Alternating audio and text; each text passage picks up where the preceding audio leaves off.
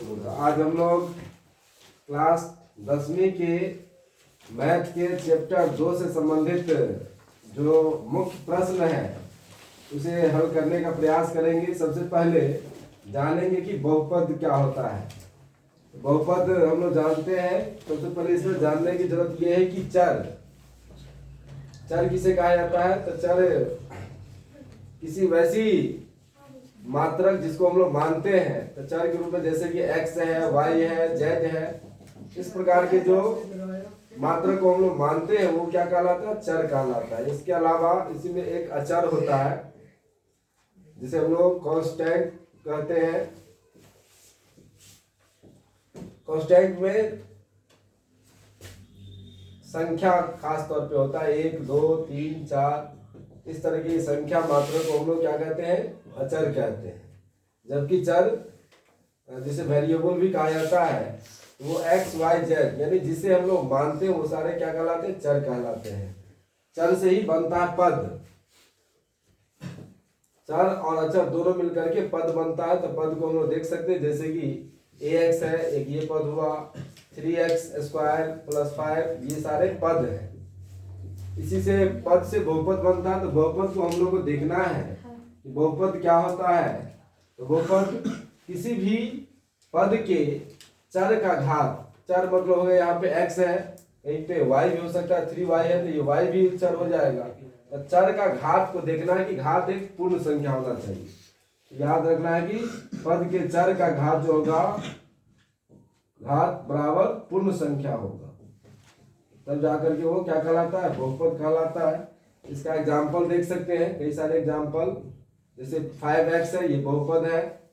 और भी एग्जाम्पल हम लोग बहुपद का ले लेंगे यहाँ, जैसे कि 5x एक ये बहुपद है, 3x² + 4 यह भी बहुपद है, 4x³ - 3y ये भी बहुपद है। तो ये सारे बहुपद हैं। इसके अलावा प्रश्न आता है यहाँ पे कि ऑब्जेक्टिव क्या क्वेश्चन रहेगा कि निम्न में से कौन बहुपद नहीं है। तो बहुपद नहीं है से संबंधित प्रश्न रहेगा। तो याद में रखना है, ध्यान से देखना है। यदि कोई भी पद का चर का घात यदि माइनस में हो, जैसे 4x⁻³ है, तो इस परिस्थिति में बहुपद नहीं होगा। यदि 3x² है, 4x⁻1/2 है, यदि पावर में भिन्न हो, किसी भी चर का पावर यदि घात जो है भिन्न है, भिन्न रूप में है यानी बट्टा में है, तो वह भी क्या होगा, बहुपद नहीं होगा। यदि x² है, कोई बहुपद या कोई जो चर है यदि वो रूट में होता है तो वो भी क्या होगा, बहुपद नहीं होगा।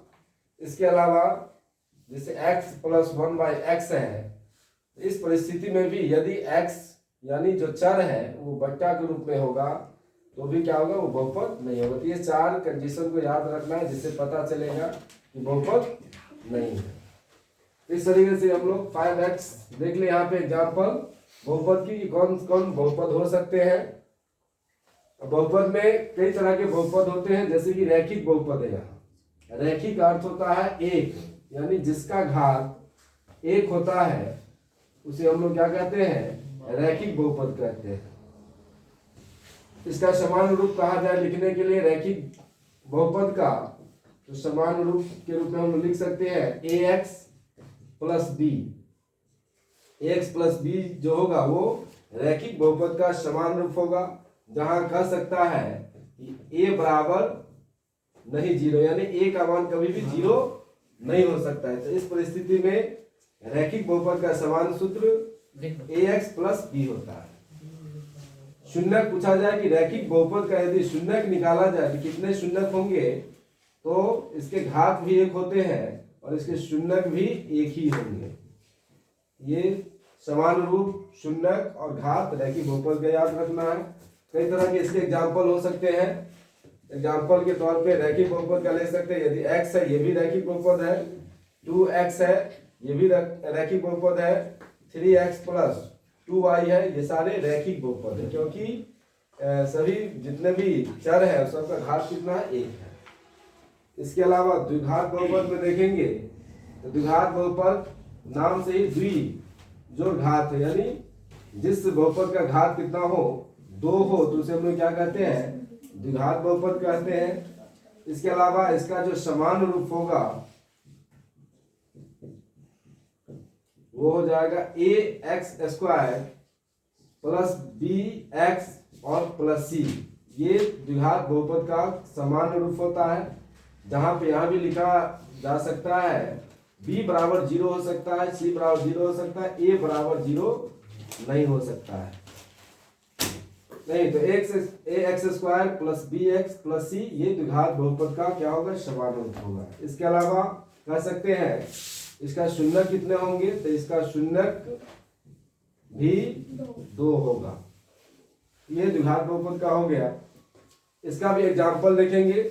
यहाँ पे देखिए ये रैखिक बहुपद का एग्जाम्पल था, द्विघात बहुपद के लिए एग्जाम्पल देखेंगे तो x² प्लस 5x प्लस 100 ये द्विघात बहुपद का शून्यक है, सॉरी द्विघात बहुपद का समान रूप या कह सकते हैं इसका एग्जाम्पल है। केवल घात 2 रहना जरूरी है। x² प्लस 3 ये द्विघात बहुपद है, 9x² ये सारे क्या है, द्विघात बहुपद का उदाहरण है। इसी तरीके से त्रिघात बहुपद में देखेंगे, त्रिघात बहुपद यानी त्रि जो घात है, यानी जिस बहुपद का घात कितना होगा, 3 होगा। जिस बहुपद का घात 3 होता है उसे हम लोग क्या कहते हैं, त्रिघात बहुपद कहते हैं। इसका समान रूप याद रखना है, तो इसका समान रूप हो जाएगा ax³ plus bx² plus cx और प्लस d। ये क्या हो जाएगा, त्रिघात बहुपद का समान रूप है। यहाँ भी रह सकता है कि a का मान केवल 0 नहीं हो सकता, बाद बाकी b का वैल्यू भी 0 हो सकता है, c का वैल्यू भी 0, d का भी वैल्यू 0। इस तरीके से त्रिघात बहुपद का जो समान रूप होता है ये होता है ax³ प्लस bx² और प्लस cx और प्लस d। इसका हमको याद रखना है। अब इसके शून्य कितने होंगे, त्रिघात बहुपद का यदि शून्य पूछा जाए, इसके शून्य होंगे, इसके शून्य 3 होंगे, यानी जितना घात होता है उतना ही इसका शून्य का अर्थ होता है। यदि एग्जाम्पल इसका लेते हैं x³ माइनस 9, ये त्रिघात बहुपद है। यदि x का वैल्यू यहाँ पे निकाला जाता है तो x का 3 मान होंगे, वही 3 को मान क्या कहलाता है, उसका मूल या उसी का शून्य कहलाता है। अब यहाँ पे इससे आगे प्रश्न आएगा,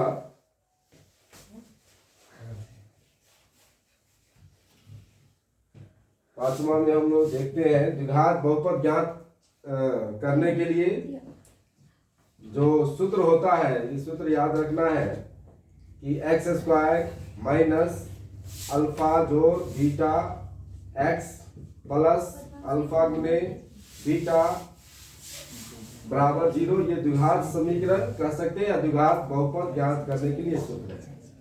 अब ये अल्फा जोड़ बीटा हो गया, शून्यक का योग है, अल्फा गुने बीटा यहाँ शून्यकों का ये गुणनफल है।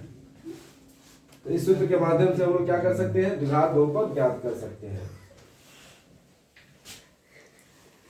अब यहाँ एक प्रश्न को देखेंगे बना करके कि द्विघात बहुपद कैसे ज्ञात किया जाता है।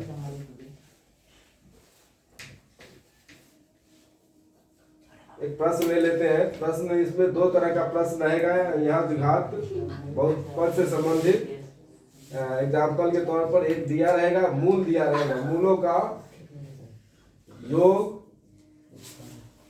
5 है, मूलों का गुणनफल कितना -4 है।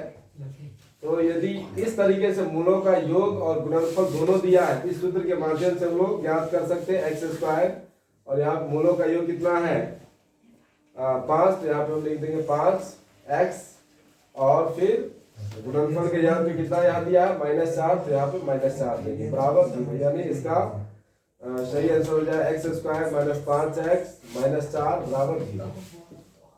एक प्रश्न इस तरीके से रहता है। इसके अलावा दूसरे तरह का प्रश्न रहेगा यदि केवल मूल दिया है, मूल दिया रहेगा, जैसे 3 है 4 है, केवल मूल दिया रहे तो उसमें सबसे पहले क्या करेंगे, मूलों का योग निकालेंगे, दोनों को जोड़ देंगे, 3 + 4 बराबर हो जाएगा 7, और फिर गुणनफल निकाल लेंगे। गुणनफल मतलब दोनों का क्या करेंगे, गुना कर लेंगे, 3 गुने 4। और जो सूत्र है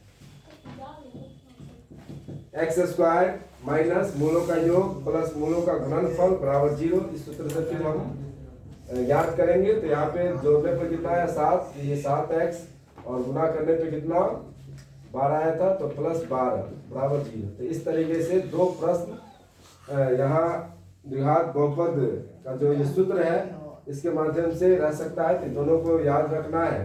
यदि मूलों का योग गुणनफल दिया है तो डायरेक्टली हम लोग निकाल लेंगे। यदि केवल मूल दिया रहेगा तो दोनों को जोड़ेंगे, फिर दोनों का गुणनफल करेंगे और फिर इस सूत्र के माध्यम से यहाँ पे इसको हल कर लेंगे। इसी से रिलेटिव एक और प्रश्न इसमें रहता है कि मूलों का योग और गुणनफल निकालने के लिए कहा जाता है। तो मूलों का योग फल के लिए सूत्र होता है -b/a। इस सूत्र को याद रखना है कि मूलों का योगफल क्या होता है, -b/a। उसी प्रकार से मूलों का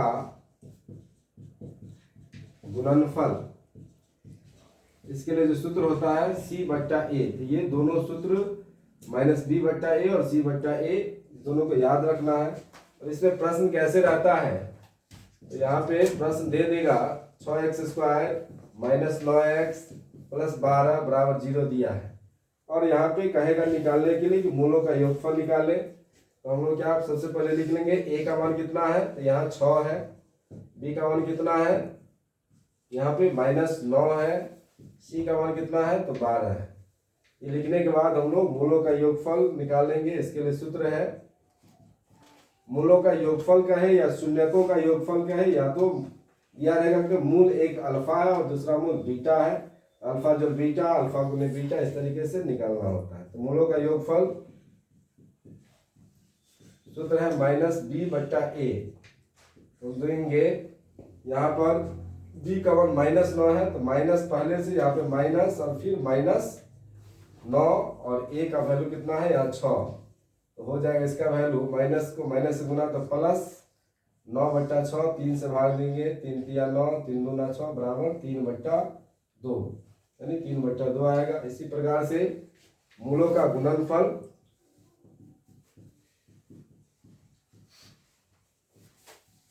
इसके लिए सूत्र c/a है, c/a। c का वैल्यू यहाँ पे कितना है 12 है, यहाँ लिखेंगे 12, और a का वैल्यू कितना है 6 है, तो 12/6 यहाँ काटेंगे तो इसका वैल्यू यानी इसका जो आंसर आएगा 2 आएगा।